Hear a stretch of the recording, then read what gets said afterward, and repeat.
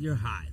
Welcome to the Soscast special episode, okay? You know, we got Hall of Fame wrestling icon here, Diamond Dallas Page, and the lady who stole his heart. The lady who stole his heart. Okay? Paige McMahon Paige. Correct. In the house. So thank you guys for being here. We just did a 2-hour PBD podcast, flipped the set around, got Paige in the house, whipped it around, and now we're here, we're sitting down. And you said you have not done many of these types of podcasts, have you? No, I let him be Oprah. Like, yes. He's the... Well, he killed it. I mean, not that he's never not killed it before, but he was gregarious, outgoing, engaging, informative. Just, I see why you're into this, man. But what is it about Paige that you're like, hey, girl, how you doing? What is it about her? Well, you got to take it back to the beginning. I was at a TSA line in Nashville. This is 10 years ago. 10 years ago. The weekend that the disabled veteran Arthur Borman's video went crazy viral. Right. And I was just going, wow, that girl's really beautiful. And she turns around, and my real name, before I changed it to Dallas Page 25 years ago, was Page Joseph Falkinburg. And she looked back at me and she said, hey, are you friends with Ira Dean? He's a musician in country music. And I said, yeah, I just stayed with him this weekend. I was here for a charity thing. And by the way, I would just lie. I'm like, yeah, of course. What's up? Like, hot chick. Yeah, then she said, you're Paige, right? And everybody knows me as Dallas now, right? Unless they know me, you know. And then all my friends and my family can't call me Paige out in public because it confuses people, you know. So she says, "You're Paige, right?" I go, "Yeah." She goes, "Me too." So you knew who he was? Yes, I recognized him, but I had never met him before. Got it. But how did you recognize me? I had dated Ira, the country musician, like 4 or 5 years before, and he'd always told me about this wild, rambunctious wrestling fan named Diamond Dallas Page. And I was never a wrestling fan, but I was like, oh, Paige, what a great name.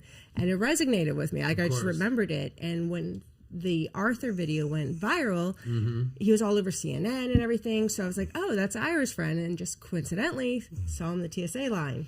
So you see him in the TSA line. You obviously think she's attractive. Yeah. Clearly. Yeah. What was your pickup line? Do you remember the line that he used to kind of get in there? You know, I really didn't in this scenario because when she said her name, my name's Paige too, I go, your name's Paige too. And it kind of really was. Yeah. You know, a conversation builder. And we ended up, I walked her to her gate and we exchanged numbers and nothing really came of it right away. And then I was coming into Nashville for another time. Was it Nashville or yeah, Nashville. Yeah, and I was doing another autograph, signings that we do. And I said, hey, you want to go to dinner, we're just, and she thought I was just like being a friend in town, wanted to hook up to go to dinner. And then it turned into something more than that. And we ended up seeing each other about 3 times, or 3 times exactly. And at that point, I never thought I was going to be with one woman again. I was coming off a divorce years before that. And I was like, I'm never getting married again. And what ended up happening was... He broke up with me. But wait, let me explain why. Yes. First of all, she's 18 years younger than me. And my first wife and played, I... sir. Yeah, well, but my first wife and I split up because I didn't... Because of my body, I'm in great shape, but I don't want to go skiing. I don't want to go horseback riding. I don't want to do anything that can hurt me. I've already done all the damage. You've done all that. So I want to say, good. And... She was like, so much. She ran 100-mile races. She put climb Mount Kilimanjaro, climb Mount Fuji. I was a professional athlete, adventure athlete. So I wrote for National Geographic and a bunch of different publications. And I was like a generalist. So I climbed mountains all over the world, ran ultra marathons, and cycled across Southeast Asia, like all these things. And I didn't realize that intimidated him. Well, it wasn't intimidating. I'm thinking... Kimberly and I split up because we're best friends still to this day. Her and her husband just stayed at our house this last week. Get out of here! Swear to God. Because this is your 3rd marriage. Yes, correct. Yes. But Kimberly was your longest. She was my longest. Right. Yeah, First. You're saying years. that you guys recently got married in December. Yes. Yeah, and I saw Kimberly was at our wedding. Okay, so back this up. So your ex-wife, who you have kids with, I assume. No, that's You don't? No, Okay. my two kids that I have, I adopted, who are one of my best friends. Kim couldn't have kids, Okay. So one of my best friends, Linda, who's my head of finance today with my DDP yoga company. Her girls, their sperm donor left when Kimmy was an infant and Brittany was 7. Okay. And so right away from Uncle Page, I became dad. And Right. and now they're 35 and 26. Holy shit. But Yeah. but back to you're saying that your ex-wife and her current husband stayed with you guys? Just the other day. Just before we came down here. Walk me through that. How is that awkward at all? Not at all. They were at our wedding. They were At your wedding. Kimberly and I, when we split up, we stayed. I created a thing I call living life at 90%. On my book, Positively Unstoppable, the first chapter is living life at 90%. It's based on the formula that life is 10% of what happens to you and 90% of how you react to it. Love that, man. And that's just the way I live my life. And when we got done and we both knew, like we were growing apart, she needed someone who's more active and I needed to focus on the business because it wasn't going anywhere. I made all this money in wrestling, but I was putting it all back in, putting it all on black on, DDP yoga. And I knew that she, as we kind of raised each other, even though she was 20 and I was 34, we kind of raised each other coming up. And I loved her so much as a human being. And it was like, she also did this too, because she's the one who wanted to leave. I said, if you take half, we're done.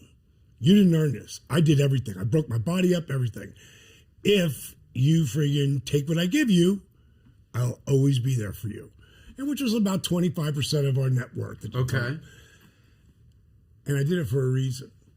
We did. This is all in the first 4 months of splitting up. Right. We didn't get divorced till years later. Okay. But we split up, and that was it, as far as I was concerned. And when we got in front of the mediation attorney, I said to him, I said, "Can you do me a favor?" I said, "Give me 5 minutes." And I said, when he left, I said, "Kim," I said, "I just wanted to see if you'd do it." I said, "Now that you've proven yourself that what we had was so much more than just a marriage and a relationship, and etc." I said, "I'm going to give you half everything." Get out of here. You were testing her the entire time just to see what she would do? 100%. And she passed the test. You know what she said? What? Nope. A deal's a deal. Wow, dude. And I said, "What are you talking about? I'm telling you, I'm going to give you half." And she said, "No.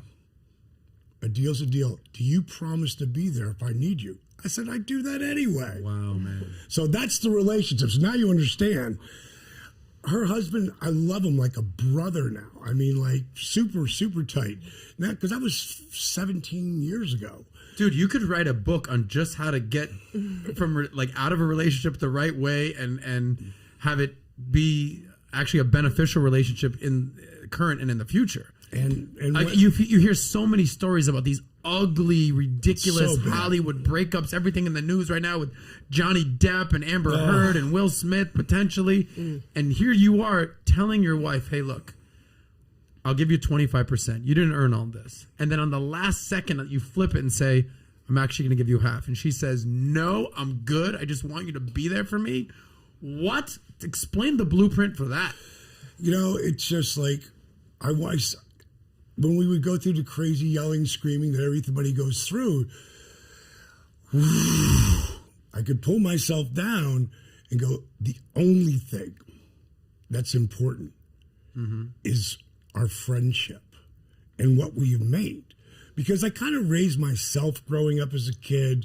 I've been pretty good at parenting myself. And I've done some really stupid shit. So I don't think it's like always been good. Join the club, DDP. Yeah, exactly. So the bottom line is that anyone who's in a relationship with me, if they didn't get along with Kim, that's like my sister. Wow. At this point. You know what I mean? Like, no, you don't get along with my sister? You're not for me. Huh. So what had happened, I want to get back to where Paige is a super athlete. She makes Kimberly look like a wallflower, and Kimberly's a super athlete. Like, she's a stud. So, and I'm thinking, God, I don't want to deal with this again, later down the line. So one of the things that Paige did too, her mom, and I'll let her tell you this part, her mom, she was working on Wall Street, and you tell them that part with your mom and what happened there. Okay. So my mom got cancer at the age of 58. She had lung cancer, just clearing her throat. And when she was visiting me, and I'm like, get that checked. Never smoked a day in her life. Was diagnosed lung cancer. Never smoked. Never smoked. Oh my God! Fuck cancer. It was awful. And then like a week after she got diagnosed with lung cancer, they found the brain tumors, and so she had 9 months. And she was a really, like, just a selfless woman. She was a paralegal. My stepfather was an engineer, and they just gave to us all the time in terms of, like, the work ethic. And if you want to own something, you have to earn it. So my mom died, and it was devastating for me. And it just really, like, made me question everything in life. And a couple years later, my stepfather was downsized. He just couldn't. He never went into the bedroom after she died, and he was just devastated when she died.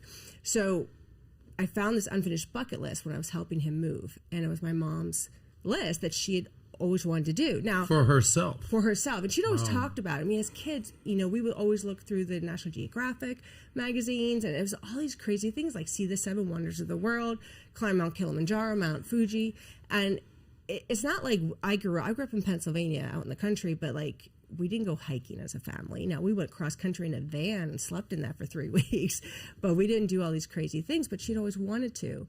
And so I just had this epiphany, like, I have to finish her list and spread her ashes to all the places she didn't get to go to. Wow. And it took me about a couple years then to get to that spot where I was ready to leave my whole life. I mean, at that time, I was, had the big corporate job. My husband at the time, he was a chief technology officer in New York City. We had the big house in North Jersey, Jag, BMW.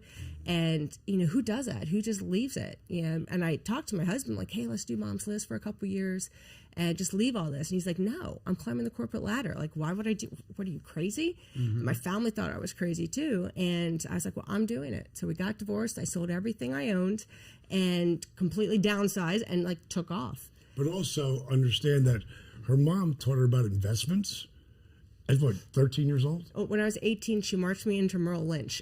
And she's like, you're going to learn how to invest your money. I've been working since I was 12. Put herself through college and her MBA. Yeah. So, again, Mom's thing was you have to own it to earn it. You have to earn it to own it. So I was really good when I took off. Like, I didn't have any debt. Like, I never had any college loans. But I worked my ass off through college to pay for it, to make sure I didn't have any debt. My mom was one of those old school where I remember her having the envelopes for the grocery bill or for gas. And so that was probably the best lesson, one of the best lessons she's ever taught me. So you're not a slave to all those things. So I wound up researching, like, how do you climb mountains? What kind of gear and apparel do you need? And I took off and created a website called turnthepage.com so my family and friends would know where I was going. And how long ago was this, by the way? I started in 2007. Oh, wow. Okay. Yeah. So just in time. And I took, first few years were really fast. Like, I did a lot of the bucket list things. Like, first one I did was I went to Machu Picchu, and I couldn't just show up, like, from the train in Agua Caliente in Peru. I had to backpack the Inca Trail. Like, I had to earn that experience as part of what she taught me. And so from there, I went to Rome and spread her ashes at the Colosseum. And then I flew down to Tanzania and climbed Mount Kilimanjaro, and then from there, it just kept going and going. And all right, so let me jump in. So I know all this, and I'm thinking, like, it's in the back of my mind. I'm never letting this go more than any just buddies and physical, and I'm just going to keep this at a distance. And then because you're not trying to do all this, as you're saying, but you're you're into her, but not into all these activities. Well, not even so much. Wouldn't be like she's gonna freaking leave me for somebody. We can do all this stuff. Why would I do this? I'm looking who someone who's going to get in my life and want to look out for me. The way I look out for them. Mm-hmm. I'm a very generous human being. but I also am Mr. Quid Pro Quo. Like, so if I'm doing everything or I feel that and it's one-sided, it gets, because relationships can be hard when it's really one person working at it. Yeah. When two people are working at it, super easy. It's easy for two people to pick up a couch. One person pick up a couch, you can't do it. You need two people working together. And I thought I'd found that, and I don't say anything negative about any of my exes or anything. It didn't work out. And what had happened is now we're separating, we're getting divorced. But what came out of it... So he married the woman, his second wife, who he broke up with me for. But I didn't realize all his reasons. But let me even back that farther up. I went to see Tony Robbins. I'm a big Tony TR fan. I love his stuff. And we both had the same PR agent. So I got to go for free. For 3 days, this convention, there's 5,000 people there. If anybody's ever seen Tony, I'm an energy zone. Yeah. I don't know how he speaks for 11 hours straight. He makes you look like a wallflower. Yes, exactly. He's intense. I've been to one. He's wild. So I get there, and everything that he's talking about, because I've done all the DVDs, I've done, all the different people I study. Like when people are just looking at aimless Instagram, I'm listening to Denzel Washington, and I'm listening to, admirals and people, inspirational stuff that moves me. So I'm thinking to myself, I already know how to do all this. I teach this. I live this. And then I just kind of put the camera on myself. And being a nightclub guy, you'll know what I mean. Mm-hmm. Oh, so you're Mr. Perfect. Yeah, but what haven't you ever really been that good at? And I thought, being in a real relationship and being with one woman. I was a bit of a wild man through all of my life. Grew up in the nightclub business. So... And Kim knew about all that in the beginning coming out, so it wasn't, I never really did the real relationship deal. And I just spent the time with this woman that I would later marry for a 2-week period, and it was being everything that I ever thought I ever wanted. And so I went upstairs and I called another girl and I called Paige. And I said, here's what happened. I fell in love with this person, and I just wanted to let you know I just didn't want to, ghost you or whatever. And she said, "You're calling Paige, your current wife, telling her, hey, sorry." I'm calling her when she's a girl. That's what I'm saying. Yeah. And he called me and pretty much said, I fell in love with someone else. And I'm like, oh, okay. And and she said, hey, but thanks for calling and not just ghosting me. And I was like, what? And she goes, and thanks for not getting in an argument and blaming it on that. And that stuck with me. I was like, all right, Paige. I go, all right, so I'll talk to you. And we hung up. And then the resurrection of Jake the Snake. And if anybody's never seen the resurrection of Jake the Snake, everyone has someone in their life that deals with addiction. You want to watch it. It's on Amazon Prime. It's dark because it's about addiction, but it's inspiring. It'll make you laugh. It'll make you cry. It's about 3 wrestlers, but it's nothing about wrestling. And the bottom line is, God, I just lost my train of thought by talking about that. You didn't ghost her. Okay. It's like fast forward 2 years. Yeah. Can I just get some context? Yes. What year did you guys meet in the TSA line? 2012. What year 2012. So 10 years ago. Right. Yes. You started dating when? It was the following year. Okay, so there was a year of like, hey, I'll see you around. Right. Yeah. And you started dating for a year later. For how long? Just until a few months. Just a few months. Because we lived in different cities. Got it. It was long distance. It was Right. fun. It was hot. It was heavy. And we were both dating other people. Gotcha. So. Very casual. Very. But So however many months in, you call her and say, I fall in love with Yeah. someone else. So the reason I brought up the Jake thing, Resurrection Jake Snake, because she had emailed me just a year later, and saying, hey, I really want to support you. I know you finished Jake's movie, because she knew about Jake. She met Jake. Mm-hmm. Jake was on the road with me at the time, and she's like, my boyfriend, he's a big fan. He'd love to meet you guys, and we'd love to support you. So I was like, sure, come on. And she sat right next to the woman who's my wife now. and talked and was just Paige. She's like just the most, she's a lovely person, like an amazing human being. She's my favorite human being.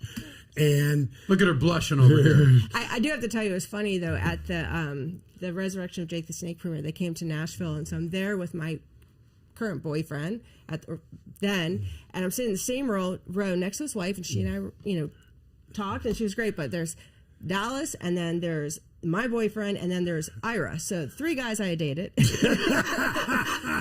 need to get a reality show going on here. Not awkward at all. So was it awkward though? No, it wasn't. It really wasn't. Going. How was it not awkward? You dated all these guys. They're all in love with you. You're in love with all of them. What's happening here? Well, apparently he wasn't in love with me at the time, so it's okay. But everything works out for a reason. And finally, it came around. So bottom no, because that was 6 years ago.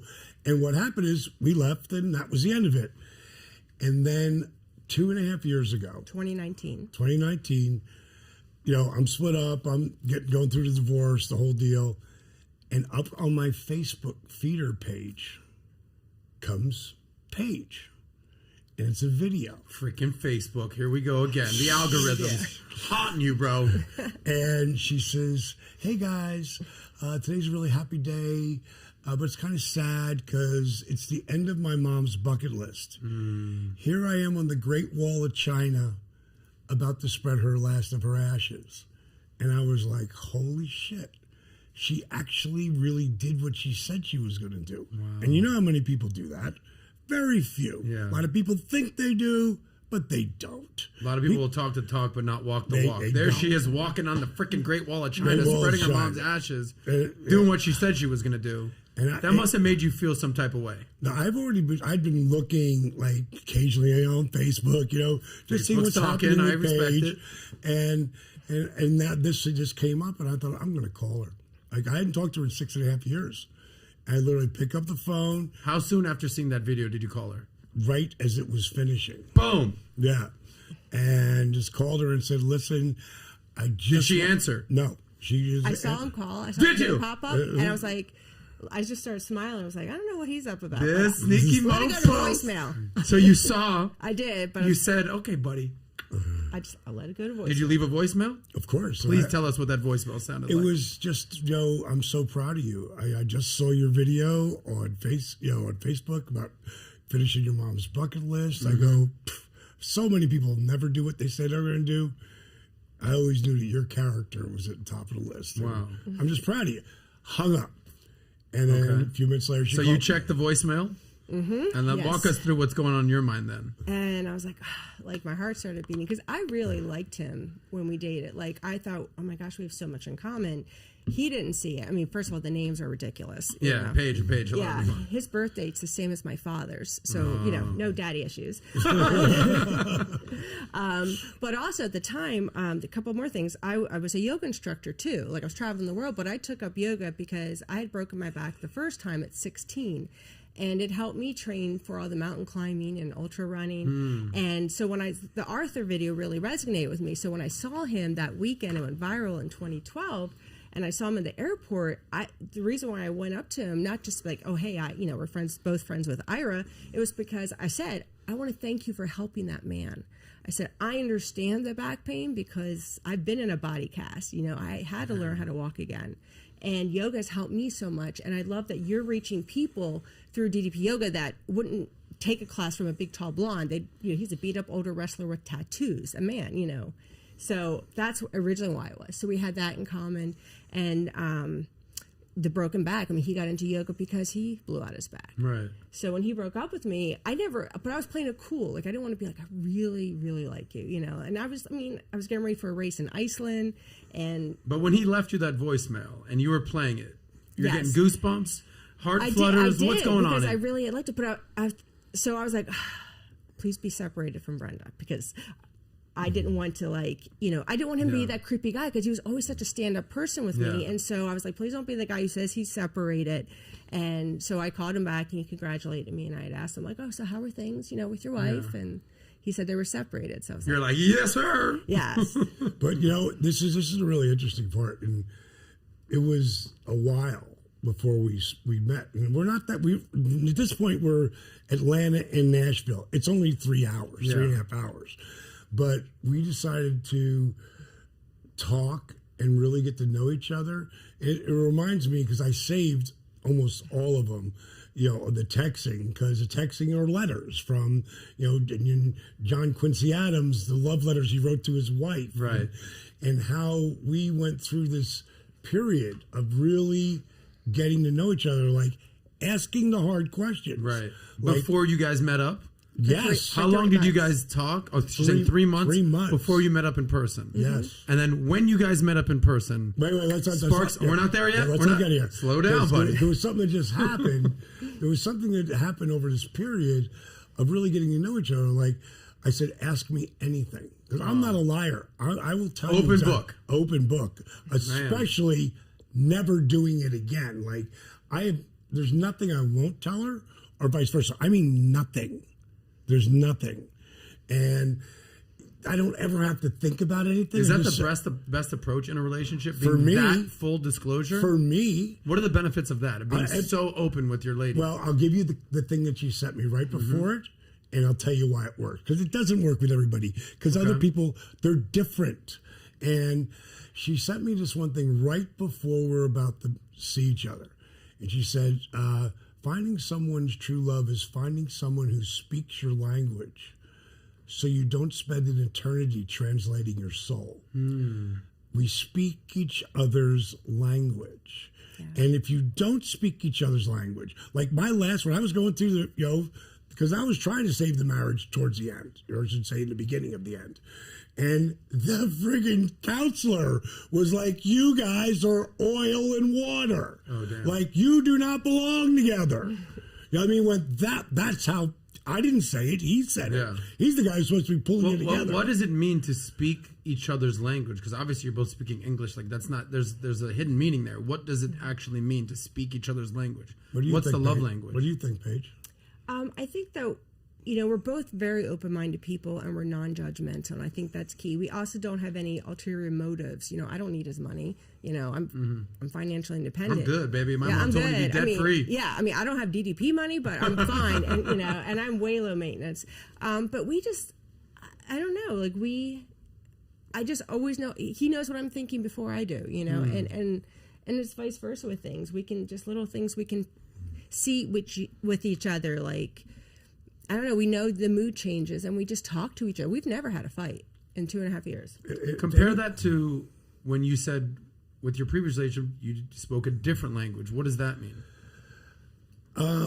It's like I said right in the beginning, and that thing I just said about two people could pick up a couch really easy. Yeah. That was Chris Rock, and it was a stand-up bit, but it wasn't. It was real life, because that's when comedy is the most funny, but also the most heartwarming, because it's the Maya Angelou. They'll forget what you said, they'll forget what you did, but they won't forget the way you made them feel. And when you have someone that you can talk to, like, there's nothing I won't tell her, because this is who I am. Like she said to me right in the beginning, what would my ex-wife say are the 3 reasons why she's not with you? Not mine, hers. And I gave them to her. And then I gave her mine. And then anything that we asked, we just completely, oh God, I wish I could find it on here. When I said, how do you feel about... Well, we actually have her on the phone right now. No, I don't mean her. I asked Paige, how do you feel about entitlement? I got a real problem with entitlement. Yeah. I'll give you everything, but I don't just, assume, like... Do you think hot women have a sense of entitlement that they have not I think naturally all people earned? do. I think all people, you think it's universally? I think a lot of people, like kids, are really bad. Really bad, because they're entitled. Right. We got plenty of money. No, I have plenty of money. You got to earn yours. Right. That's like what Shaq tells his kids. Right. Is that I'm a multi-millionaire. You ain't shit. You got to go work for it. Right. Yeah. And the people, and I'm not telling anybody how to raise their kids, but the people who freaking go out and do everything for their kids, they're really most of them have real challenges. And there's something that's on the internet, on Instagram right now, and I can't remember exactly how it goes, but it's hard times make strong people. Yeah. Good times make weak people. Right, exactly. That's It's a cyclical. fact. Yes. It's a fact of life. And when you know, like, no one, I raised myself. By the time I was 3 years old, my mom was married, divorced, and had 3 kids. She was 19 at the time. You know, I bounced around like a pinball as a kid. You know, I went to live with my dad. My dad couldn't even spell the word father, let alone be one. I don't judge him. I don't judge him on any of that. He was 21. She was, she was 16 when she had me. How old are your kids now? Brittany is 35, 34, 35. She'll be 35 in August. Yeah, she'll be 35. 35 in November, and Kimmy is 28. All right, so And Lexi is just turned. She's 25, and Ray's 21. So these are basically millennials and Gen Z, the kids your age. That's the oldest. The 30s are the millennials. The Gen Z are the 21-year-olds in the 20s. You're talking about entitlement, sense of entitlement. The millennial generation has been called the entitled generation. It's getting even worse, apparently. You know, trophy generation. Uncle. What are your thoughts on young people today? You know, you talked about, you know, you have to work for it to earn it. What was that your mom said? You have to earn it to own it. Earn it to own it. What are your thoughts these days, the both of you? Advice to young people putting in the work and not just getting entitled. You know, a lot of it has to do with the parents and how much they give and want to make it better for them and give them. You're so fucking them up. You know, they've got to earn it. They've got to freaking work for it. Like my whole life, again, WWE Hall of Famer. When I start that journey, trying to wrestle when I'm 23 and it doesn't work out, and then coming back at 31 as a manager and a color commentator, costing me money to be Diamond Dallas Page for 3.5 years. Oh, he thinks he's going to be this wrestling guy. Oh, now he's a wrestling guy. Oh, he thinks he's going to be a top guy. Oh, now he's the world champ. Now, it's like, it was so hard. There was so many times I tried to almost second guess myself. And then I focus on the attitude of gratitude. It's just where I go. Focus on the shit that I have as opposed to what I don't have. Because the first thing that, thank you, God, up till now, 66 years, I don't have cancer running through my body. That's number one. Right. I can move. Health is wealth. Yeah, and when I start bitching about my knees or my back or whatever, she'll go, yeah, but you know what? You got 2 legs. I go, you're absolutely right. Yeah. And it changes everything because it's all about the story you tell yourself. It's all about that inner dialogue that you have with yourself. And I had already made a decision that when Paige and I started to really talk, and it was really the 2nd month and then the 3rd month, that, you know, we both wore our heart on our sleeve. And if she, you know, she can get, she'll call her little autistic self will kick in. And we both have that to a certain degree. But I can see her starting to go a little sideways. I'll go, hey, breathe. We're not in a hurry. We don't have to be anywhere. All that matters is where we are right now. Just breathe. Because we lost the bag when we were in Canada going through custom goods. She just left it because we were talking, everything's moving, and we've got. And he has so many bags when we travel. Griswolds. Like, the Griswolds. The Griswolds. and I'm a backpacker, so you know I'm totally different. Yeah. So that's where You travel the world with a backpack. This guy's got 15 bags of luggage just to go on a weekend trip. Minimalist, maximalist. But now she likes all the because we'll bring so many bags. I want everything I want because I spend too much time on the road. Yeah. So I bring my home on the road. blenders, like blenders. You gotta have a protein shake. Yeah. That's so cool. What I want to touch on right now is, all right, so you guys got married when? December of 21, so less than 6 months ago at this point. Okay. I threw her a surprise wedding. Yeah, I want to touch on that. Like, how much of a surprise was it? Were you prepared to get married to DDP? What was going on? Well, he had told me like 6 months before, I'm going to marry you by the end of the year. You won't know when, but it's going to happen by the end of the year. I'm like, and were you like, okay, sounds good? Or you're like, hold on, we've only been dating for a year? Like, what was going on? No, because, you know, I told her a second date. I really felt like it. And my mindset, when we got together, my mind shifted. Again, we are the story we tell ourselves. I didn't want to just date. I waited, and I don't wait. I'm the guy who got laid every freaking week, That's my guy. times. I was a whore, and I'm just going to say it. And it drove me. Womanizer, playboy. Yes, Probably more appropriate. All the what is it now? Cancel now person. And were you aware of this? Like that he had a lot of women? I figured it took him that many women to be able to handle me. Ooh. Player, can I dap you up right there? And was that a turn on or turn off that he's been very open that he was been with that many women? I have 5 older brothers, and I generally he says I'm kind of like in between a man and a female the way I think. Yeah. So 5 older brothers, that'll do it to you. I would say you were born somewhere in between Mars and Venus. Yeah. Men are from Mars, women are from Venus. She's halfway. Yeah, and I was dating, I've dated multiple people and everything. I don't care. All right. But so he says. But I did tell him when we started talking again in 2019, I don't want an open marriage. I want someone, because if I'm going to get, I haven't been married in 15 years. I'd had several long-term relationships, but I was like, I don't want to play games, I don't want to get hurt. If I'm going to do this, I want to do this. Otherwise, I'm just going to travel the world, by myself and do what I want to do. And she's one of those people who can do that. Like, have no problem just taking off. And we had to work through all of that. And again, I wanted someone who was going to look out for me and take care of me the way I want to be taken care of, because I'm going to go way overboard for you. It's just who I am. And I want it to be mutual. I want it to be, it doesn't have to be money, because that's not my love, language. Mine is about looking out for me and taking care of me. Acts of service, yes, I believe is what acts it of is. service. Like my mom was a kid. She was never really a mom.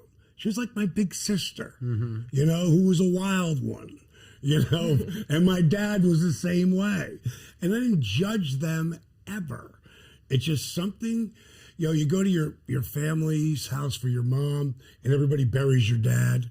Then you go to your dad's, and everybody buries your mom. And at a very early age, I'm thinking that doesn't really sound right. Like, somebody's full of shit, or everybody's full of shit. And I'm just the politicians. God, exactly. Like, they just lie, or they just have their own interpretation. There's something else I learned very early.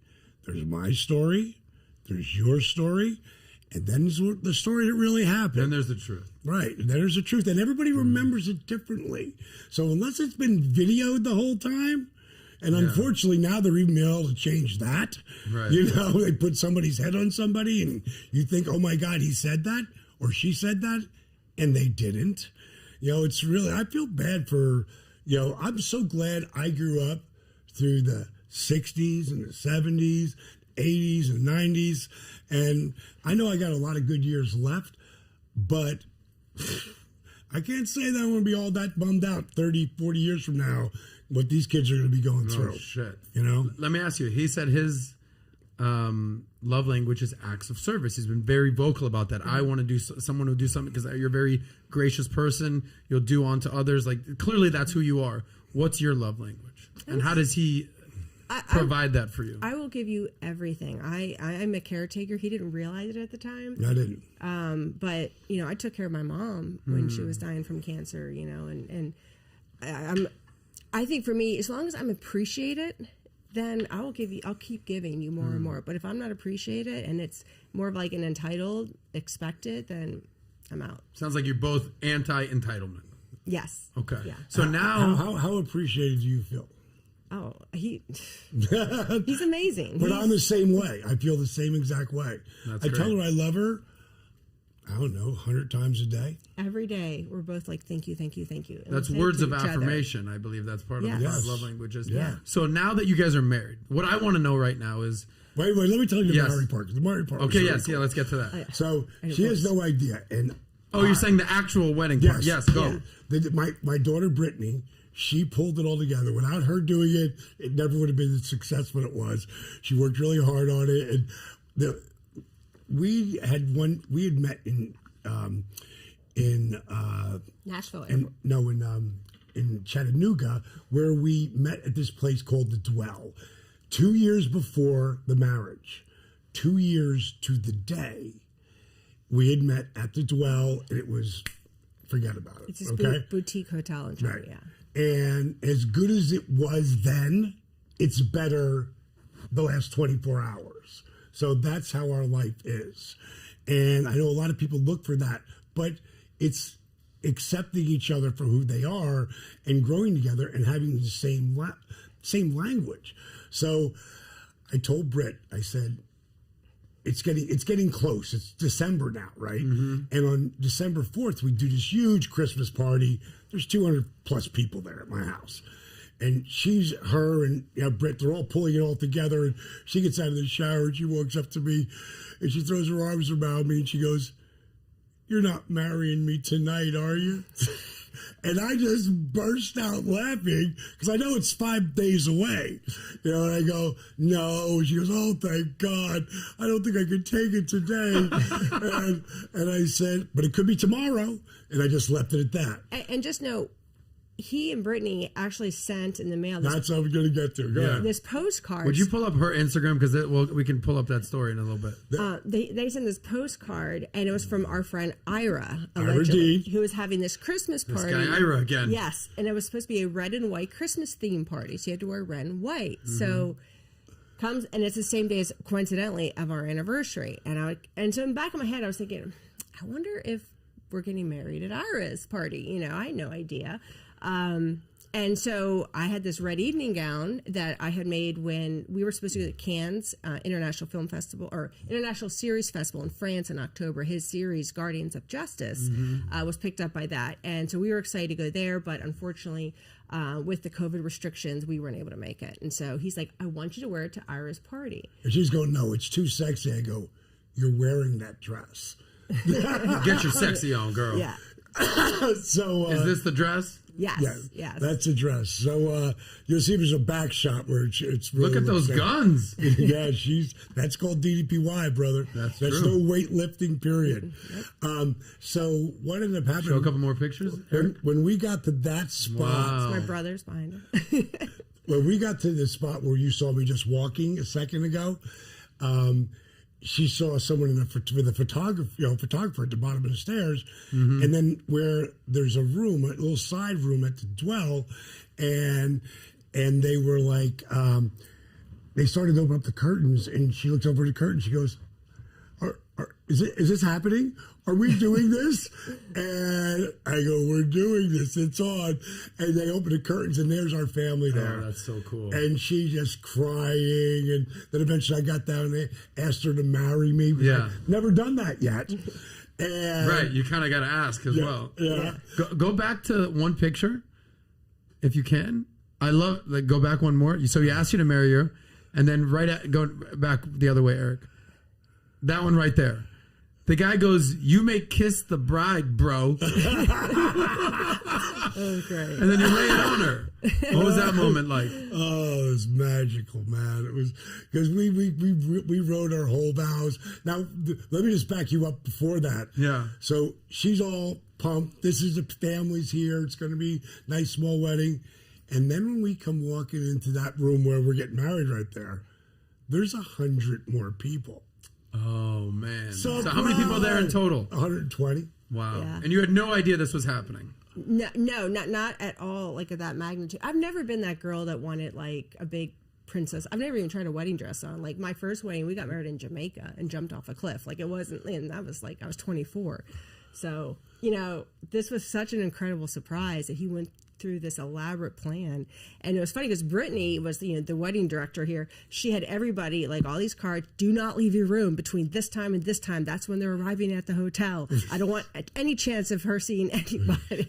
Like I rented out, it's only 16 rooms, but I rented out the whole hotel for our family. And then other people stayed at like the Marriott or something. Yeah, so it was just a really magical night, and people came in. I called every one of her friends because I didn't want it to be just like a text, and said, "Hey, listen, I'm throwing Paige a surprise wedding. And if you want to come, I would love to have you there. It's a Thursday, though. So if you can't make it, we totally understand. But it's got to be on that day because that's our 2-year anniversary. And at that point, every single person I called came. Hell yeah, they didn't show up. You're going to drop the diamond cutter on them. And next thing you know, grandma just got DDP'd. You don't need that. That's cool, man. So I think, everything you do with yoga and how fit you are. Wait, what'd you call my stuff? What'd you call it? DDP yoga. Okay, that's... Or DDPY. That's true. I'm about to get the diamond cutter right now. I want to know what it's like waking up in the morning now. We just heard the whole backstory. You guys are married. You guys are obviously living together. You're married, very happily married, clearly. Yeah. What's a morning routine for you, and what's your morning routine, and how does it coexist? I want to know this morning routine.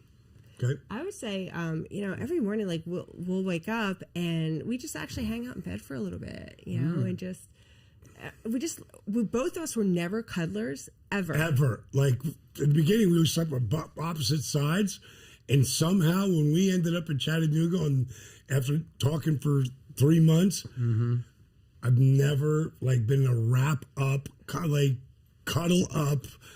Fall asleep on each other. Hold on. Swear to God. Paige and Paige. You guys have both been non-cuddlers. Yep. And now you're just koala loving it. Crazy. Explain that, please. I don't know when you find that person. And one of the things was really funny. Back to Kimberly. Yeah.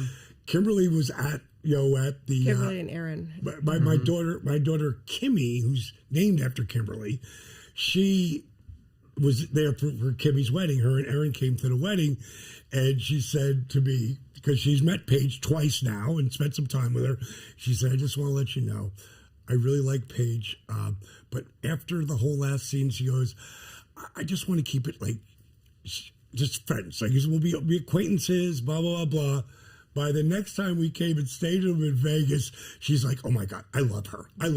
You better never fuck this up. This is what your ex-wife is saying? First ex-wife, yeah. Kimberly's lecturing you about not fucking this thing up. Fuck this up. So at the it was funny because she and Aaron came to our wedding, and there's a great picture of us, and we're both crying. And Kimberly and I are next to it, hugging each other and crying. And I was like, thank you for raising him. Wow. So. Now, there's a rumor out there that your ex-wife Kimberly was in the 40-Year-Old Virgin, the movie. Yes, she was. Is that true? Yes, that was. Can we pull this picture up? Yeah. Is it? I don't even know if it's PG-13 to show this. Yeah, that might not be because it was Kimberly, DDP, 40-Year-Old Virgin. She actually did a really good job at it. I hit images. That's her on the left right there. Yep. She's the woman who had her breast out the whole... Yeah. Gorgeous woman. This is your first wife. This is my first wife. That you're still very good friends with. Yeah. Best that friends. Almost kicked your ass if you didn't treat her right. Yeah. Well, wow. And Kimberly and I are actually both kind of introverted, I would say, where we can be extroverted, and we both have our MBAs, we both get business. She's a smart woman, and she's a good person. Wow. She got her MBA at 23, right? 24, and Kimberly had her her master's degree at Northwestern at 22. Yeah. At 22, smart women. And Kimberly, again, this is the same woman who she didn't even want half. Right. Wow. So you know how to pick them. I got to give you that. I've been lucky. Two of them. What I want to touch on right now is I want to talk about DDP yoga. Okay. Right. I made the mistake of just calling it yoga. It's DDPY. Because you know what? Well, you know what? Yes, sir. Any yogi who sees it happening, they're going to go, what is this? That's not yoga. Mm-hmm. Exactly. It's its own animal because it's a hybrid. Because I'm the guy who wouldn't be caught dead doing yoga the first 42 years of my life. Because it's just not masculine. It's not for tough guys. What is it? What's the stigma with yoga? Chicks. It's a chick workout. Well, that's why I go to yoga classes, by the way. And I understand that now. Yeah, but a lot of people, and I've taught yoga. I mean, I trained in Thailand and India. I've taught yoga for 14 years, and I never wanted to take yoga until I ran into, I took my first class training for a mountain climbing expedition, and thank God it was a power yoga class because it was very physical. Most people think it's like a om chanting meditation, and there is some of that, but I want the workout. And the bottom line is that once I understood that because I'd blown my back out, and I had 3 spine specialists tell me my career's over. Now, I just got paid. I just got the multi-million-dollar deal that's going to go bye-bye if I can't get back. And it was Kimberly who's like, you should try yoga to heal your body. They did an article on me when I released the book, Yoga for Regular Guys, and the title of the article in the Wall Street Journal was F that I wouldn't be caught dead doing yoga. Wow. That's what I said to her. F that. And that's what they put in the Wall Street Journal. And once I started to get into it, and there was no modifications back then because nobody taught that. So I had to like figure that shit out. And I'm doing it 20 minutes in the morning, 20 minutes in the afternoon, 20 minutes at night, because I can't go longer than that. And about 3 weeks in, I'm feeling better, but I'm also doing rehab because I've rehabbed both shoulder surgeries, both knee surgeries. I'm doing the rehab. One night before I go to bed, I start to mix the rehab with the yoga stuff. And then I threw in some old school calisthenics that I had to do with a slow burn. Like in yoga, you fold forward, you gaze up, go to plank, lower, cobra, down dog. I started the lower 3, 2, 1. Hold 3 inches off the ground. 3, 2, 1. Now push up 3, 2, 1. Come down 3, 2, 1. Lower and then go. So I wasn't doing just a plank and lower. I was doing a push up, and I was doing a slow burn push up, and I did it on my knees in the beginning. As I built strength, I got off my knees, and 3-second push-ups became 5-second, 5 became 10-second. And then somehow, working out at one point, I had a heart monitor on because I just gotten off the Stairmaster, and I wanted to keep my heart rate low so I wouldn't hurt myself. I'm trying to heal myself so I can get back in the ring. And what I figured out, something we had talked about earlier, when you slow burn, move, and flex, engage, weightlifting, take the weights away and create the weight mentally, and engage the muscles. Every time you flex or engage a muscle, your heart has to beat faster to get the blood to the muscle. So what I created by accident, which I brand as DDPY. Why? Because I want people to stop calling it just yoga. If they'll call something P90X and they don't even know what the fuck it means, they'll call it DDPY. You see this guy right here? This guy's a former Marine. He's got back issues, not to mention all the emotional and behavioral issues going on. But he's a certified stud, and he's our director of programming. He's the man. Could someone like this benefit from DDPY? I'll give it to you both, and you won't believe it. Were you here earlier when I did the whole fold over? He was in the studio. I'll show you for your people here. Nice. Can you get a wide shot on it here? Let's get that. Because, again, I've been sitting here for 45 minutes to an hour, and flexibility is really important. And being able, when I blew my back out, like that was it. Cold, I'm going to take this headset off so I can really go Oh, wow. You were down there, dude. And get this out of my pocket. Hold that, baby. Core strength. Is there any money there? Let's split. Let's split it. Run away. Can you see the whole body? Yes, sir. Yeah. Okay, so being able to stand here and grab either foot, a little bit tighter here. Hold on. Wow. And take it and put it up and open up at 6'4", 228 pounds. Dude, this is At 66. Yeah. Years young. Wow. Yeah. Well, let's talk about, I mean, there's some life, yes, you've been, but you're a professional athlete. Like, you're obviously an awesome athlete today, but you've changed regular people's lives. I know it started off as yoga for regular people. Right. But there's these stories with this guy, Arthur. Right. That literally made Joe Rogan cry. Right. And there's another story with, I believe his name is Vance. Yeah, Vance. Eric, I don't know if we can pull up these pictures, but basically, correct me if I'm wrong, because not only are you changing their lives, they're by osmosis changing other people's lives by seeing this. So this guy, Arthur, he's a veteran. Arthur Borman. He couldn't even walk. And now, a year later, he's sprinting. He loses 150 pounds. You tell the story on Rogan, and Rogan's literally crying. And I don't think can we play that with Rogan? Eric, are we able to play that? I don't even know if we are. Is that legal? But can you make that picture, that top picture, much bigger and explain what happened to Arthur, and then we can get into Vance. But this guy could barely move, loses 150 pounds, sprinting, Rogan crying. Walk us through that. Arthur, as you look at him standing on his head like that, Yes. it's like crazy. I've never even seen anybody do that. Arthur was a disabled vet. He had over 500 jumps.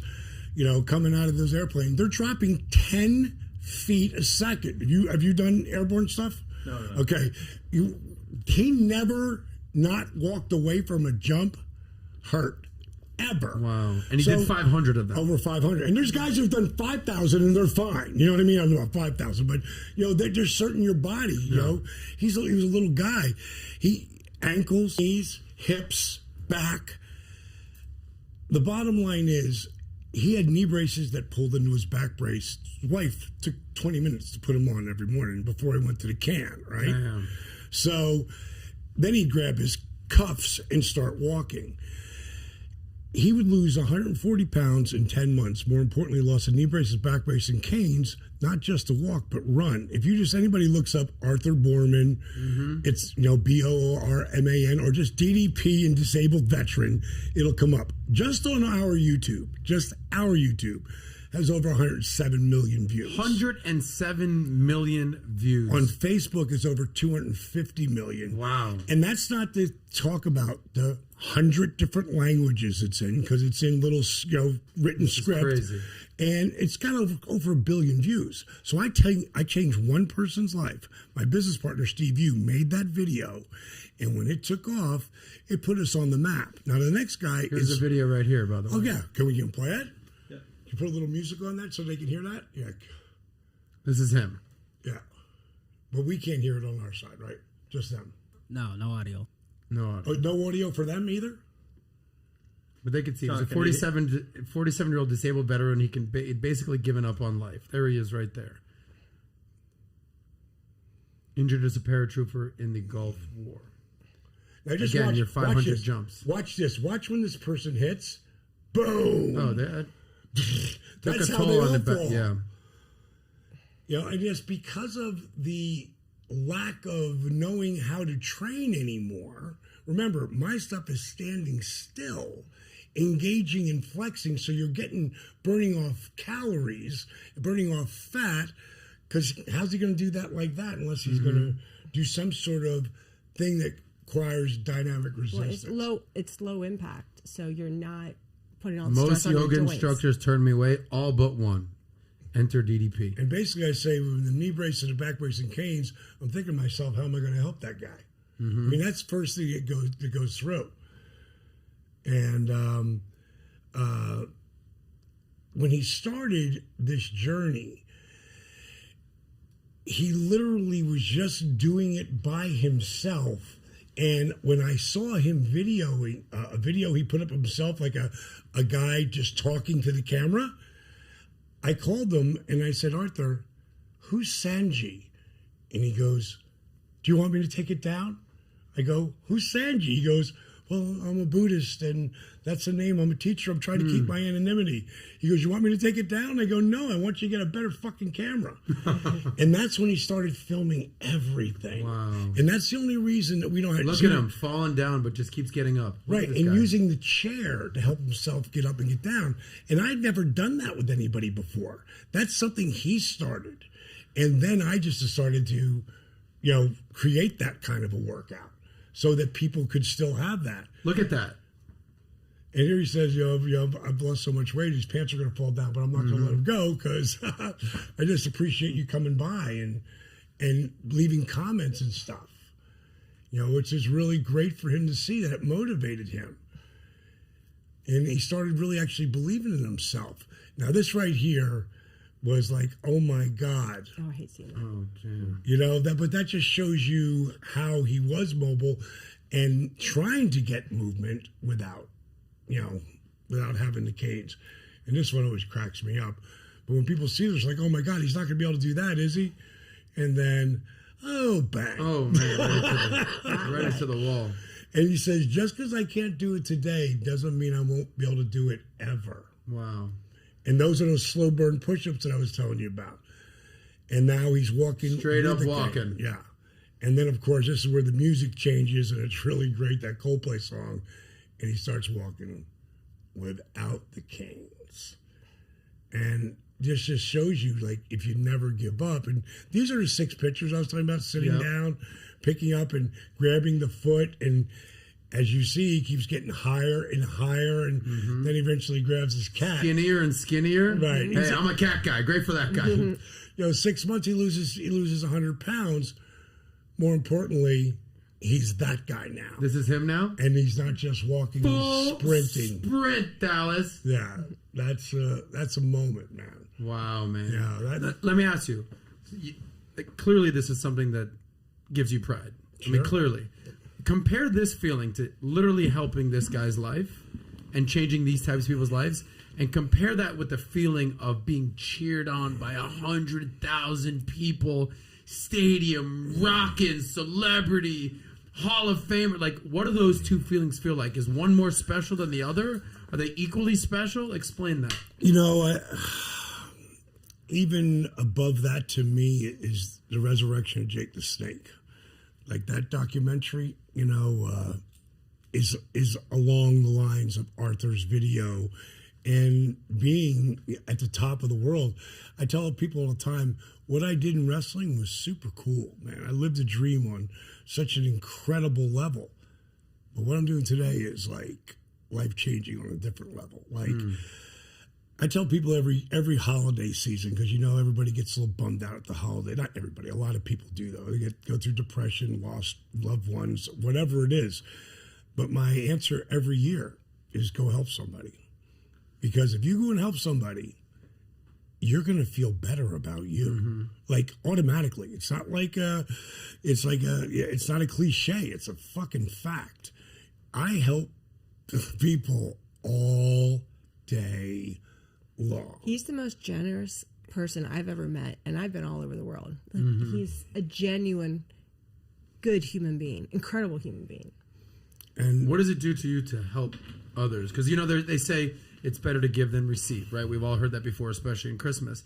And we've also heard, you know, it's the most important thing to life is be a go-getter. You got to be a go-getter. But what I'm getting from you is like, yeah, I'm a go-getter, but I'm also a go-giver. Yeah. What does that do for you, and how does that help you? It makes me feel good about me. Because, again, go back to the story you tell yourself. And I thought of this a couple of years back, and forget the golden rule. Treat people the way they want to be treated. Most people treat themselves like shit. They put garbage in their mouths. They talk shit about themselves. They have no self-confidence. They have no real self-worth. Don't fucking treat me like that. I have a shitload of self-worth. I know who I am. And I know I'm a fucking good person. And I walk the talk. I just don't fucking inspire people with my words. I inspire people with my actions. And I feel good about me when I'm doing that. So what do people really want? Like, God, I was just listening to something, another inspirational thing, and talking about all these rich people who were not happy. And they seemingly have it all. But they don't. It's really not about the money. I love being comfortable. I don't understand when we went through that shit in 2007, 2008, and the big three, and how much money those fuckers have, and how much their countries bailing them out. Yet they took the 747 for the two of them to fly from Detroit to Washington, D.C. Like, how much money do you need to have? And some people like that, they never have enough. I don't think like that. So what are your, talking about money right now, what are your philosophies on money, the both of you? Because you said that your mom taught you to be debt-free. It sounds like, you've got some very staunch money philosophies. I have zero debt, and I own homes and buildings, and building a beach house in friggin' Panama City Beach. I already have the money. I'm not borrowing a fucking dime. So you pay cash for properties, you're saying? Everything. Really? So Everything. What are your cornerstone financial philosophies? Is it no debt? No debt means they can't take shit from you. Yeah. And you live within your means. He's not extravagant. Like, he has a Tesla, but he bought it in 2016. So it's not like he's still have it. Yeah, I love that thing. And I mean, but he likes nicer things. Like, when I came into the picture, I had a Honda CR-V. I went from the Jag to that because I had downsized and I can live very frugally. It was paid off. I was like 11 years old, and he looked at me. He's like, "Nope." And he's like, "We're going to give it to my daughter. I'm buying you something that I can fit in that's comfortable." So he wants comfort. So I got an Audi. It's about comfort. It's about time. The most precious thing we have is time. Right. Can't get it And back. I only do, and the reason why I came down here and did Patrick's thing, and I knew I was going to do yours, because I watched what you guys do, and I loved your message. This is time that's taking away from things I might want to do. No, I want to do this. Right. Because it also gets the word out about what I'm doing. But I watched what you guys did, and I said, "Wow, you guys are really good, and this will be fun." And we'll go here. And so we came down 2 days earlier, and we went and we found a place on the beach in Deerfield Beach. It was beautiful, and we got the ocean crashing there and listening to that, and it just gives us a little time to get away and spend quality time together. You hit the nail on the head with time. They say time is your most precious commodity. Don't waste it. Absolutely. So I built this 6 principles of wealth philosophy, right? Have a game plan for your money. Don't lose the money game, which is make sure you don't have debt, save that money, invest, protection, insurance. You understand with wrestling and protecting your body, insurance. But if you can do all these 6 things, these 5 things, the 6th element is what I call being chillin. And chillin is when you own your time. You can do whatever the fuck you want. You own your time. And I ask people, if you had all the money in the world, you had millions of dollars, like what would you do with your free time? You didn't have to run off to work. You didn't have to be anywhere. You could do whatever you want. It sounds like you guys are very much chilling right now. You own your time. So what's your definition of chilling? I tell people I want to go back to my program because the physical part is what people leave out. And the physical part, meaning the workout, it changes. Like we just seen pictures of Patrick. He's a stud. Yeah. And he still rocks the weights. But there's going to come a time where not going to be like that. And that's why I said you wanted to try my program, because I'd love to. And when I tell people, they say, "Well, how much do I have to do it?" And my immediate answer is not at all. Like, fuck it. Like, I don't want you to do it. Yeah. I don't care, But if you want to do it and you want to make a change, 3 days a week, 20 minutes, 30 minutes a day will change the way you feel. You do it 4 days a week, and you spend 40 minutes, 45 minutes, 50-minute workouts, you start changing life. You do it 5 days a week, and you go anywhere from 40 minutes to 60 minutes, you start owning your life. And that's the thing. It's the time you invest in yourself. So many people say, "Oh, I don't have time." Yes, you do. You have to make it a priority. We all have the same amount of time in the 24 hours. You just have to make it a priority. So doing 20 minutes a day, 30 minutes a day, you can do that watching TV if you had to, make a priority. It's so funny because now I'm on Cameo, and I've been on Cameo for 2 years. 70% of the people, it's not for the wrestler guy. They want to talk to Dallas Page, the inspirational guy, and like 4 out of every 10 people get for themselves to kick my ass, or because that's not really my thing though. It's like, let me smarten you up. And one of the things on my app that nobody has, go to DDP Yoga now. You get 7 days on it. You can try it out. Cost you nothing. The first thing that's going to pop up is the list. The list is the yellow brick road. The list, the first thing it's going to ask you is, what's your why? Why are you doing this? And it's really important that you just don't talk about it and video it. You write it down. So just don't think it, ink it, like owning it. Then I'm going to teach you how to set up on my goal setting system I call SmackDown. Specific, measurable, achievable, compatible, keep it going, do it, own it, write it down now. And then I'm going to send you to a lecture that I did called Living Life at 90%. It's what I speak about no matter where I am. I change different stories up, but it's still the same message. Life's 10% of what happens to you and 90% of how you react to it. You control in our personal lives, our professional lives.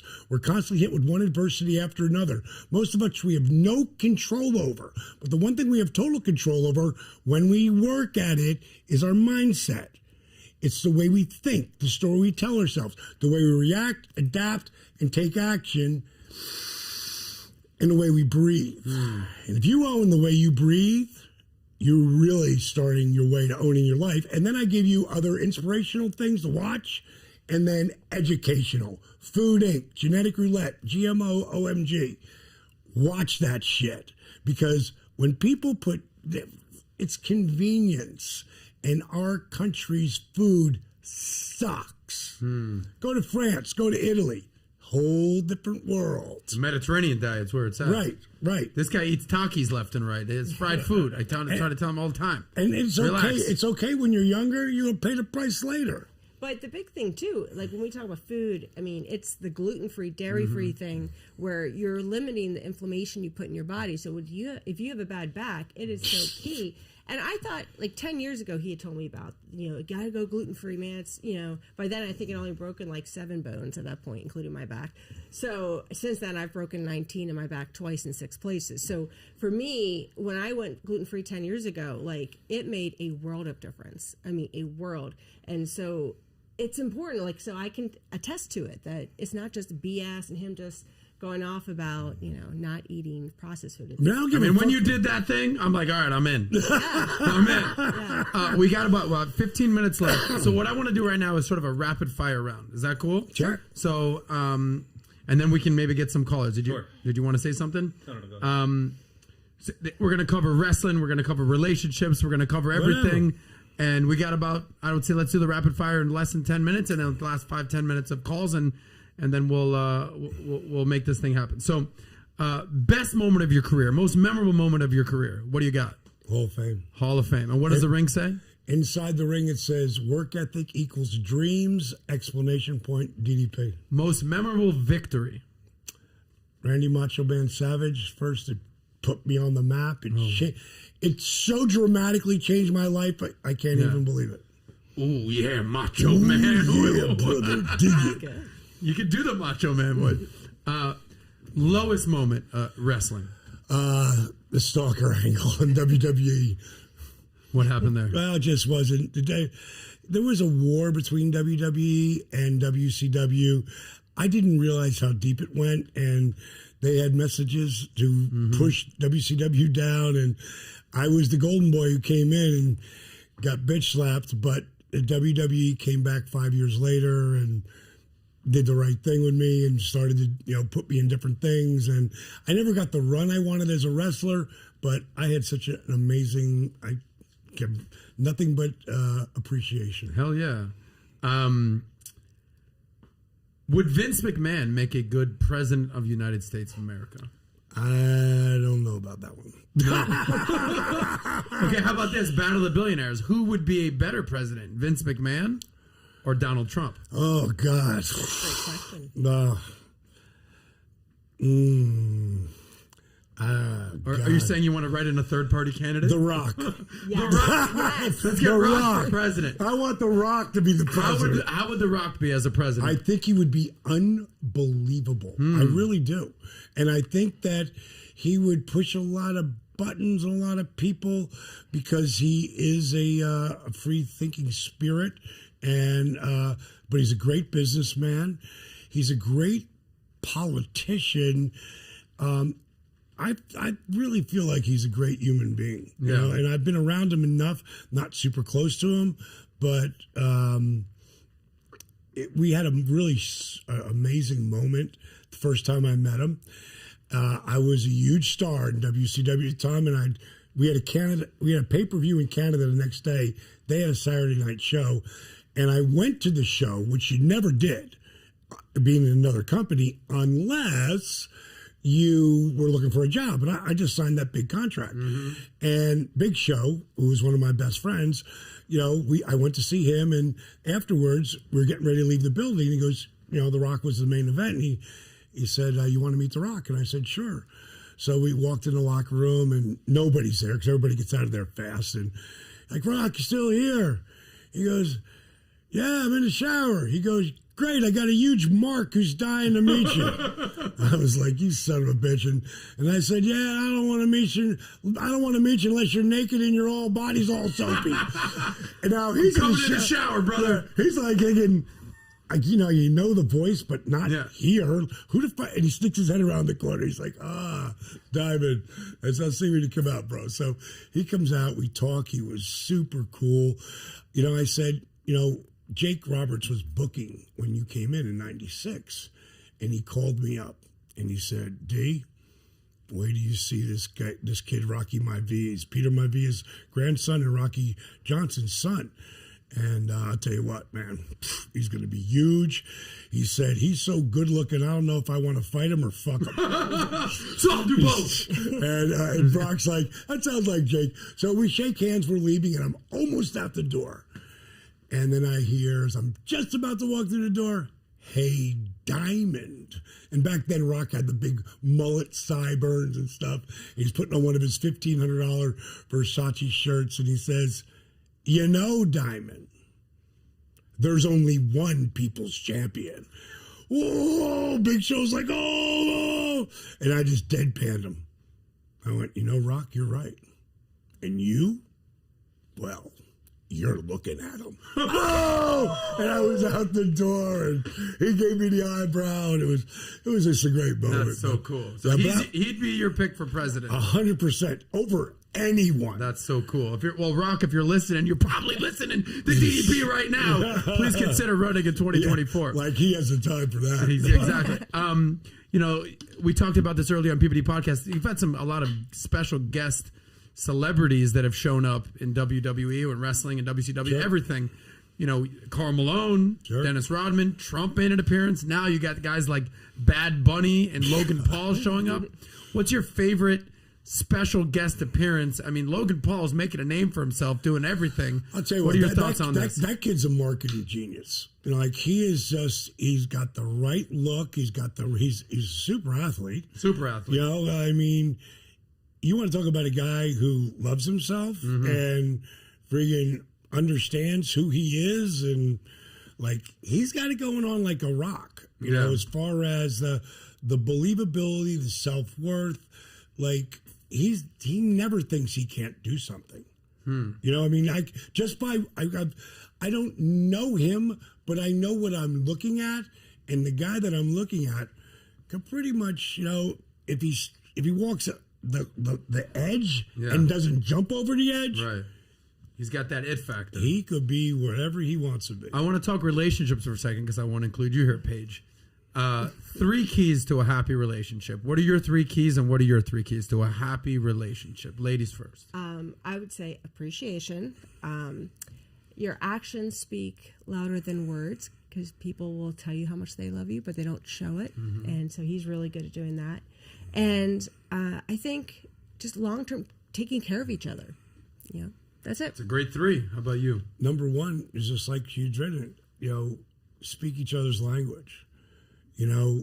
Be empathetic at times where you need to listen. Listening is more important than talking. And just be honest with each other. And a great sex life helps. We went there. Yeah, well, that would be number 1. Okay. So what you're saying is he still got it. Oh, my God. That's my guy! Every day. Fucking guy! Multiple times a day. Okay. All right, well, the green room, we heard a lot of noise in there. It's a professional organization here at Valuetainment. This one's for you, Paige. Elizabeth Taylor, I believe, once said this, but is it true that diamonds are a girl's best friend? Oh, he is definitely my best friend. Yeah. Yes. What about the jewelry component? I even told him, don't get me a diamond ring. I don't believe in that. It's brainwashing from the marketing departments, with De Beers and all that. So, no, I didn't want one. And he kind of looked at me like, I kind of have to, Something. Show me what. So he gave you a fucking DDP. That's what what I got her 2 different rings, and that's what she wanted, So let's go to Antarctica. Yeah, I said, instead of getting me an engagement ring, let's go to Antarctica. I want memories, because memories. Antarctica? Antarctica. You can go to Thailand. You go to South Africa. I've been there. You want to go to Antarctica? You're taking DDP to Antarctica? because we would go to the bottom of the earth for each other. Wow. Just Plus, it's the seventh continent. I haven't been keep there. this man warm, please. This is a national treasure over here. I don't want him freezing his ass off over here. This one's for you, DDP. You run a club called Norma Jeans. Norma Jeans Dance Fort Club. Myers. Okay, Yep. give me your best club story. They were all have to do with sex. So. Okay, so what's a better place to pick up chicks? The club Oh, or the easily. gym? There's alcohol involved. You know, way easier, man. Okay. Like when I was on one show and the guy asked me, he goes, "So how many different women have you been with?" And I just had to start thinking about it. This is like in the 90s or something. I went, "No, 1,500." And he went, 1,500. I go, "I'm being conservative." Yeah, real conservative guy. Adam, he has to break that down. Yeah, exactly. The voice of God, John Reed over there. Yeah, break down what that means. Well, Specifically, the $1,500. I had like what I would call the awesome 8 at one point. That on speed dial, you know, friggin' if I didn't pick up somebody from, you know, the club, and we're in a spring break area. Yeah. You know, so it's also holiday area. People, it's kind of like, Happy holidays. Ho, ho, ho. I Love Diamond Dallas Page. I like the one story he told me. He had this 30-day challenge. oh yes, that'd be the Please best. explain that. And this is a little place, not maybe twice the size of this. And the bar was downstairs. The rock band was at the end. There was another bar outside that door, another bar at this side. So people would come and mingle and go through. So a lot of people would come through there. And I just got on a roll where I fucked like 7 different girls in 7 days. And then I got the 8. And then I got the 9. I thought, fuck, I'm going to get the 30 different women. Go for it, 30-day bro. challenge. And I'm not saying they were all gorgeous, because I'm sure there was a lot of 931 coyotes. You know, I'm sure that there were. And then my sister worked with me, and my mom. You have to understand, my mom had me at 17. I'm just going to show you a picture of what my mother looked like when I was in my early 20s. Okay. I love his mom. She just turned 84, and Yeah. she is like a pistol. She's Really? so funny. Yeah. Like when I show you this picture, you're gonna go like, get the fuck out of here. Like she's that beautiful. And up till she was like in her 40s, she still was like just drop dead. Pass this over here. Pass it over. We can see it. If he holds it up in front of him, we can see it. This was your mom. Which way do you want this? Well, have Dallas hold it up. Okay, in front. Dallas, hold this thing up. Okay. And she's how old now? Now she's 84. Yeah. Mrs. Page, if you're listening, I just want to. Can you zoom it in? Yeah, it's perfect. It's perfect, right? Like that was my mom. So they're like busting my chops. It's getting late. It's getting late. I'm like 24 at the time, and I pulled that one out the last minute. And So your mom's rooting for you? they're just like, you're not going to make it tonight, and then, and it's just. So did you get to 30? No, I got 27. What a loser! I got 27, and I was like, God, but I couldn't get laid with it. That night, I couldn't get laid with a fistful of pardons in a woman's prison. Wow. So 1,500 in, but there's obviously one that is the most special to you. Dude, What makes her so much better than literally thousands of women? I can have her anytime I want. Any time. I love sex, so Yes. I mean, Okay. I'm a nympho, Really? so is she. yeah. This is how it's going down. That's exactly how it So goes stay down. tuned for the after hour party. Paige and Paige over here. Well, I'm happy for you guys. So this is actually a funny question. You see that dad bods are trending right now. Okay. Oh, my God. So what are you more attracted to? Like a dad bod or a big jack dude? An athlete. I don't like the big muscle steroid out like bodybuilders, Yeah. but he's the perfect. Why do you think women are attracted to these dad bods these days? What is it about a dad bod? I have no idea. Okay. I have no idea. It's, I like someone that takes care of themselves. So, but I think personality is huge too. Yeah. And that's another thing. Like, she just turned 48. She looks like she's 24. Her Hell yeah, body's she's looking great. and her face looks like she's in her 30s, early Yeah. 30s. You know what I mean? She takes care of herself. It's and- easy to see why you're an info with your hot wife, bro. I get it. I get it. Eric, you okay there, bro? You're getting a little like, salivating at the mouth. Relax, dude. She's a fucking married woman, dude. Relax. I don't know if you're thinking of Grandma Paige over here, but take it down a notch. All right, so last couple questions, and then I think and maybe we'll have time for a caller or two. You've got a couple daughters, Yeah. right? Well, 2, 4, Four right? together. 4 together. No, but can I just show you this part? Yes, sir. What the craziest part is the girl's dad, their biological dad, is one of my best friends. The stepdaughters. Of the stepdaughters. Yeah. Of the Bonus stepdaughters. I don't call them stepdaughters. Of Lexi and Rachel. He works with me. And we're shooting a show right now called Change or Die. And I can't be there all the time to train everybody. Josh picks up and takes care of me. He's one of the greatest guys ever. He's like my brother. I mean, he's as tight with me as my brother is.